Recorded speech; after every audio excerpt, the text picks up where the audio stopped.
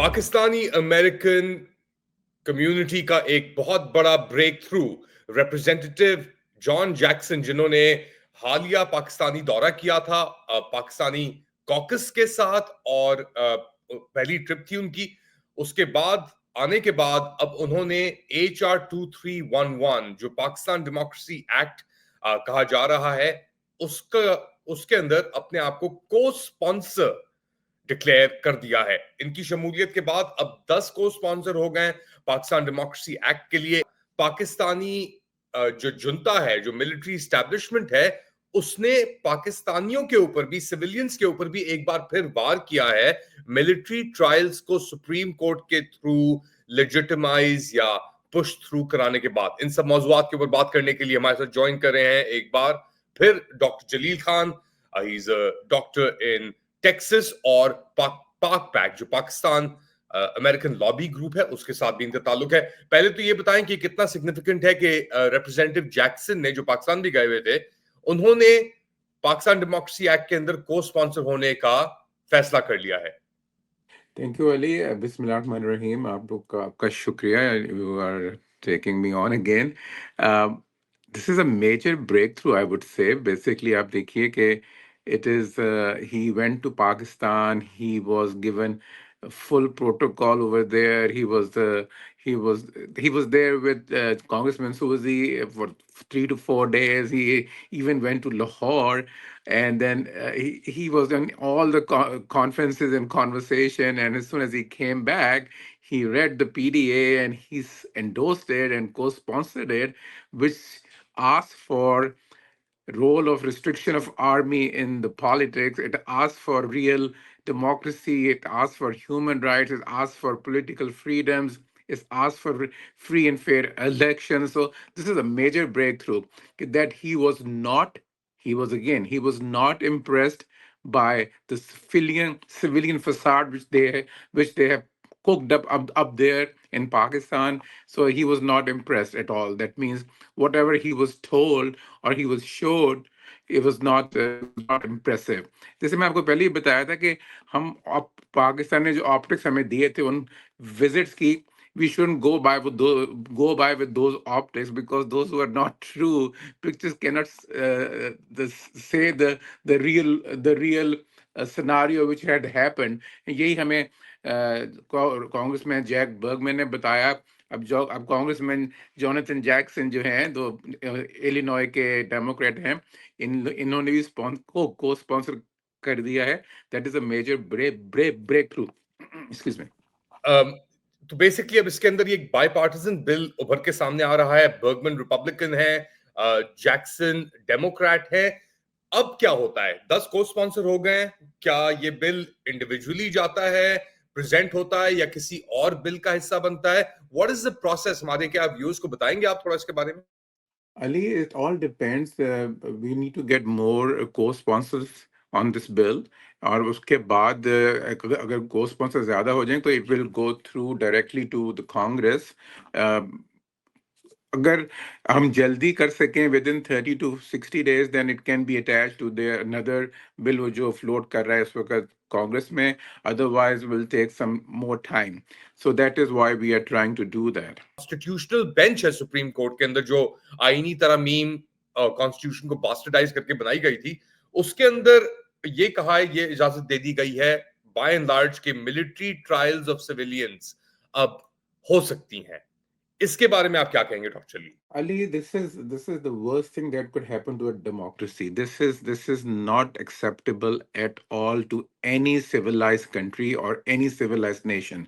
जहां आप एक तो आप फोर्स करके आप 26 अमेंडमेंट लेके आए, आप पैकअप करें उसको सुप्रीम कोर्ट को, और फिर आप अपनी मर्जी के जज ला के आप ये फैसला लेके आए। This is completely unacceptable.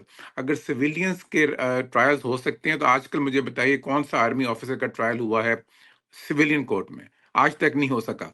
So how could they rule such a judgement? This is below par and it we strongly condemn it. And I think उनको कोई अच्छा दिन चूज करना चाहिए था ये करने के लिए। मुश्किलों से कौम इकट्ठी हो रही थी, ये जो कल एग्रेशन हुई है, लेकिन आज फिर स्प्लिट आ गई है, क्योंकि ये जजों का फैसला is non acceptable, it is unacceptable completely. तो what are they trying to do कि एक तरफ ये बात कर रहे हैं कौमी यकजहती की हिंदुस्तान को लेकर, मगर दूसरी तरफ जो मैसेजिंग जा रही है वो कंप्लीटली ऑपोजिट है। यही कुछ हो रहा था पाकिस्तानी अमेरिकन कम्युनिटी के लिए। आपको भी दिलासे दिए जा रहे थे कि आप ये थोड़ा पीछे हट जाएं, ये कर लें, ये कर लें। डिविजन्स तराशी जा रही थी आपकी कम्युनिटी में। तो आप क्या समझ रहे हैं, क्या हो रहा है इस माइंडसेट के अंदर कि जंग की सूरत हाल में उनकी तरजीह अभी भी है कि वो टारगेट करें सियासी मुखालिफिन को? यही उनकी प्रायोरिटीज हैं, they have not come out of the shell कि हम एक, the world is a global village these days, you can not stand on your own and make फैसले जो आप करते हैं कि उसका कोई रिपरकशन नहीं होगा। This is a major development कि Pakistani civilians are being tried in military courts, and that is, मैंने कोई पहले बताया कि इनको एक अपने, इन्होंने अपने वॉल बनाई हुई है, उसमें से they have no idea how the world works, they have no idea how the civil country works। इन्होंने, पाकिस्तान ने एक हाइब्रिड निज़ाम जो है, हम 70 साल से उसके पीछे लगे हुए हैं। It has been failed over and over again for multiple times, and still we are doing the same thing. So I think it's a non starter. Very quickly, एक और बड़ी डेवलपमेंट हुई है पिछले कुछ दिनों के अंदर, जहां पे रिचर्ड ग्रिनेल की मुलाकात हुई है डॉक्टर आसिफ महमूद के साथ कैलिफोर्निया के अंदर, और ये कैलिफोर्निया से दोनों का ताल्लुक है। और उसके अंदर एक बार फिर रिचर्ड ग्रिनेल ने आवाज उठाई है इमरान खान के लिए, मोहब्बत की बात भी की है, मगर द रियलिटी इज कि अब 640 दिन होने को आ रहे हैं इमरान खान की नजरबंदी को। अमेरिका से ये आवाजें अभी भी आ रही हैं। आपने पीडीए की तो बात कर दी, ट्रंप एडमिनिस्ट्रेशन के साथ भी थोड़ा एंगेजमेंट चल रही थी। तो क्या एंड गेम क्या है अब? सही कह रहे हैं आप। द इश्यू इज कि देखें, वो ये जो रिचर्ड ग्रेनल ने हमेशा से उसने कहा भी है कि he was the first one to come out and start tweeting free Imran Khan. तो ये तो वो इसलिए वो रुक गए थे कि उसने उनको फॉरेन सर्विस के, वो नहीं चाहते कि मार्को रूबियो के फुट स्टेप्स पे वो जाएं। वो they he wanted to just refrain from that, but he is still very much in the game. तभी उन्होंने ये बयान दिया है आसिफ महमूद के साथ। और आई थिंक, जैसे मैं आपको पहले बताया कि we have to keep doing what we doing.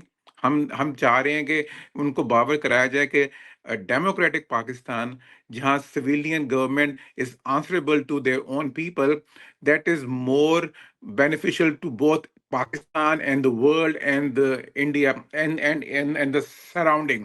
अगर एक मिलिट्री हुकूमत जो है, जिसकी कोई अकाउंटेबिलिटी नहीं है, वो जो भी करेंगे, they are on answerable to their own, they are not answerable to Pakistanis, so not to any other nation। So that is one of the reason हम चाहते हैं कि डेमोक्रेटिक गवर्नमेंट आए पाकिस्तान में। It will take time. हम लोग जो कोशिश कर रहे हैं, I think the we are seeing light at the end of the tunnel, but we will reach our goals इंशाल्लाह very soon. Doctor Jalil, thank you so much for joining us. हमेशा आप हमारे लिए मौजूद होते हैं, वी रियली अप्रिशिएट इट। अपना ख्याल रखें। Thank you very much Ali. तो ये था आपके सामने डॉक्टर जलील खान, पाक पैक का मौका बता रहे थे, पाकिस्तानी अमेरिकन कम्युनिटी का मौका बता रहे थे, एंड ये कह रहे थे कि इनकी जो कोशिशें हैं, एफर्ट्स हैं, ये कंटिन्यू रहेंगी जब तक एक हकीकी आजादी आप कह लें या हकीकी जमहूरियत पाकिस्तान के अंदर तश्कील नहीं देती। आप लोग क्या समझते हैं, बताएं मुझे कमेंट सेक्शन के अंदर। Do like, subscribe and share this content. अपना ख्याल रखें। अगली बार तक अल्लाह।